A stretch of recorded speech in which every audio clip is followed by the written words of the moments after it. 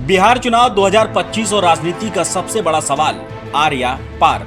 नीतीश कुमार और तेजस्वी यादव दोनों के लिए चुनाव सिर्फ जीत हार का नहीं बल्कि उनके और उनकी पार्टी के राजनीतिक अस्तित्व की लड़ाई है। आज हम आपको बताते हैं क्यों ये चुनाव इतना अहम है।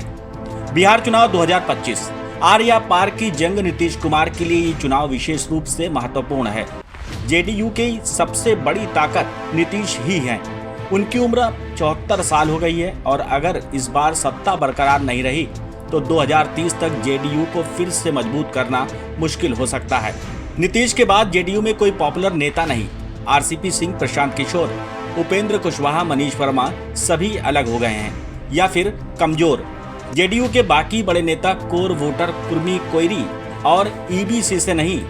2010 से जेडीयू का वोट शेयर 22.6% से घटकर 15.7% हो गया है। सीटें 115 से 43 पर आ गई हैं, यानी कि 62% की गिरावट। अगर नीतीश कमजोर पड़े तो बीजेपी पार्टी में कब्जा कर सकती है। कुछ सियासी गलियारों में चर्चा है कि भविष्य में निशांत कुमार को भी पार्टी में लाकर आगे किया जा सकता है, लेकिन फिलहाल वे राजनीति में सक्रिय नहीं हैं। अब बात करते हैं तेजस्वी यादव की। आरजेडी पूरी तरह से तेजस्वी के हाथों में है। 2020 में आरजेडी 75 सीटें जीतकर सबसे बड़ी पार्टी बनी थी, लेकिन इस बार हालात अलग हैं। 2020 का फायदा हुआ था चिराग पासवान फैक्टर से। इस बार चिराग एनडीए के साथ है, यानी तेजस्वी को सीधे चुनौती मिलने वाली है। साथ ही उनकी लीडरशिप भी परखी जाएगी। अगर महागठबंधन जीत नहीं पाया तो तेजस्वी पर सवाल उठ सकते हैं।